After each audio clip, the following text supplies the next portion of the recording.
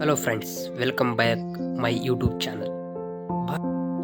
Friends, ಭಾರತದಲ್ಲಿ ಹಲವಾರು ಪ್ರದೇಶಕ್ಕೆ ತಕ್ಕಂತೆ ಬೆಳೆಗಳನ್ನು ಆಹಾರಗಳನ್ನು ಬೆಳೆಯುತ್ತಾರೆ. ಭಾರತದ ಬೆಳೆಗಳಿಗೆ ಕಂಟಕವಾದ ಬೆಳೆ ಎಂದರೆ ಅದು ಪಾರ್ಥೇನಿಯಂ, ಅಂದರೆ ಕಾಂಗ್ರೆಸ್ ಗಿಡ.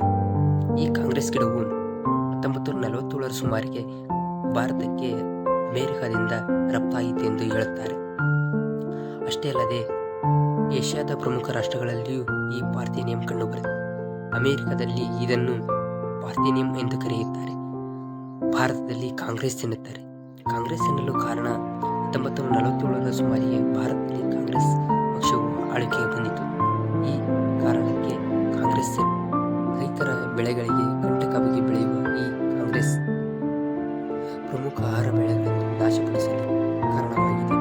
ಪಾರ್ಥೇನಿಯಂವು ಭಾರತದಲ್ಲಿ 80% ಭಾರತದ ಭೂಮಿಯನ್ನು ವಶಪಡಿಸಿಕೊಂಡಿರುವ ಪಾರ್ಥೇನಿಯಂ 2 ಮಿಲಿಯನ್ ಹೆಕ್ಟೇರ್ ಭೂಪ್ರದೇಶದಲ್ಲಿ ಹರಡಿವೆ. ರಾಜಸ್ಥಾನದ ಮರುಭೂಮಿ ಹೊರತುಪಡಿಸಿದರೆ ಭಾರತದ ಕಡೆಯೆಲ್ಲ ಈ ಪಾರ್ಥೇನಿಯಂ ಹರಡಿಕೊಂಡಿದೆ. ರೈತನ ಬೆಳೆಗಳನ್ನು ವಿನಾಶದ ಅಂಚಿಗೆ ಒಯ್ಯುತ್ತಿದೆ. ಈ ಪಾರ್ಥೇನಿಯಂ ಗಿಡದಿಂದಾಗಿ ರೈತನು ಬೆಳೆಯುತ್ತಿರುವ ಬೆಳೆಯು ಇಳುವರಿ ಕಡಿಮೆ ಬರುತ್ತದೆ. ಆದ್ದರಿಂದ ಇದನ್ನು ಕೊಲ್ಲಲು ಅನೇಕ ಪೆಸ್ಟಿಸೈಡ್ಗಳನ್ನು ಹಾಕಿದರೂ ಅದು ಯಾವುದೇ ಉಪಯೋಗಕ್ಕೆ ಬರುತ್ತಿಲ್ಲ. ಆದ್ದರಿಂದ ರೈತನು ಹಲವಾರು ನಷ್ಟಗಳನ್ನು ಅನುಭವಿಸುತ್ತಿದ್ದಾನೆ.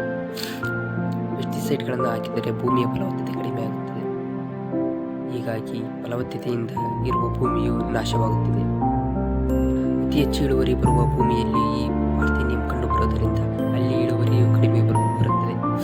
ಹೀಗೆ ಪಾರ್ಥೇನಿಯಂ ಭಾರತದ ತುಂಬೆಲ್ಲ ಹರಡಿಕೊಂಡಿರುವುದರಿಂದ ಆಹಾರದ ಇಳುವರಿ ಕಡಿಮೆ ಬರುತ್ತದೆ. ಇದೇ ಇತ್ತು ಸ್ನೇಹಿತರೆ ಪಾರ್ಥೇನಿಯಂ ಗಿಡದ ಮಾಹಿತಿ.